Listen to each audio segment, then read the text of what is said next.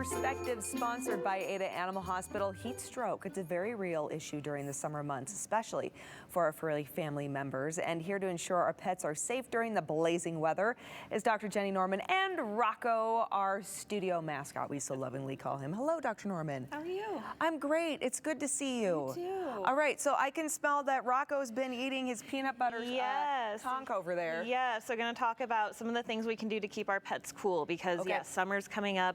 Heat stroke's a very real thing. Yes. We all get excited about being outside in the sun. I certainly do, but our pets don't always know how to regulate themselves. So always having water available. Look at Rocco being perfect, exhibiting. We've got his bowl all set up for him.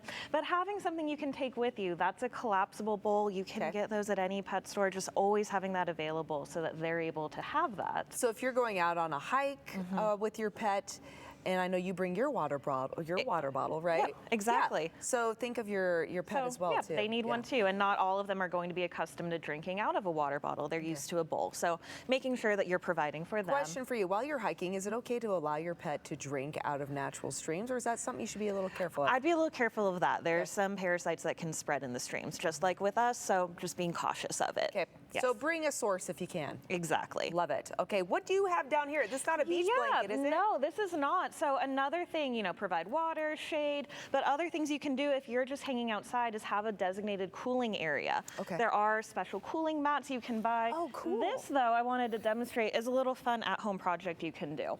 So this is a beach towel sewn onto an old shoe rack. Okay. And so you can then take your ice packs, as many as you want or need for your pet, kind of slide them in, can keep it open, provide some extra padding if you want, but then you have a designated bed for them that's going to help keep them cool.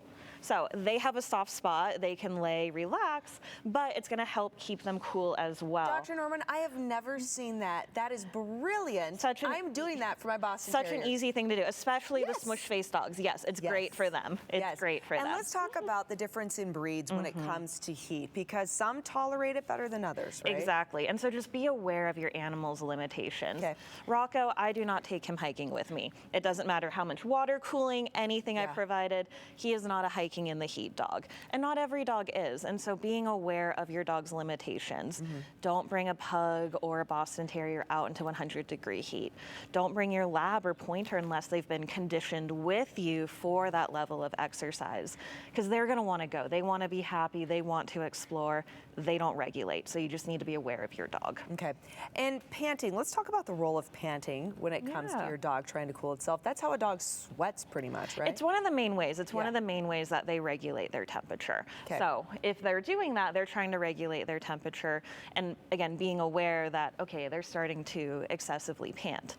Again, a pug like Rocco, he gets excited here and pants and gets himself worked up.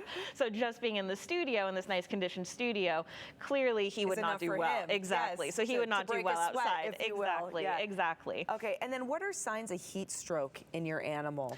Biggest signs that you're going to see, the increased panting. They're going to start slowing down. They're going to still want to go, but you'll see their body really just starting to slow down. But biggest one is panting, and they can't regulate. If you've taken them hiking, you've gotten them to a cool area, you've gotten water, and they're still just worked up, really sitting straight, trying to focus on breathing. You need to get them to a vet right away. Heat stroke is a very, very serious thing when that internal temperature rises really high for them and they can't cool themselves down. They can get some serious damage with that. Okay.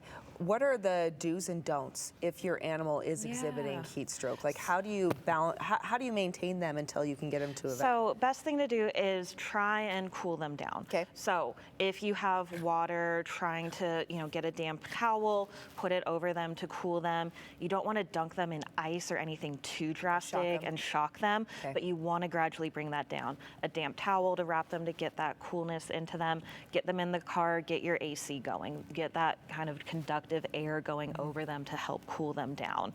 But that's the biggest things. And I noticed too the cooling mat, right? It's for them to lay on. So do dogs cool best if you apply, like you said, a damp towel to like their stomach, maybe in the crooks of where their arms, so just trying to go kind of over their whole body. Over them. Yep, exactly. On the paw pads, that's another place people like to try and put some coolness for them, but really over the whole body, over that whole belly where you're able to get the most surface area. area to bring that temperature down. I ask about the belly because I noticed when my Bostons, after just even fetching in this type of weather, they'll overheat really quick. So they'll go and lay in the grass. Yes. They'll just find shade and just sprawl in the grass and put their stomach on They're the cool trying to grass. spread out. Exactly. They're trying to get that body heat off of them. They pancake on the cool grass for a little bit. And I'm like, okay, it's time to pause. Exactly. Okay, and Dr. Norman, really quick before we wrap, the little feet, you'd mentioned the feet, right? Concrete gets hot. It does. It does. If it's too hot for your hand, it's too hot for their paw, train your dog to wear booties or take them out on some cool grass or soil for them. But be mindful of that, though, right? Like if you have to walk across concrete and you can't because you have to wear your flip-flops, right? It's too hot for you.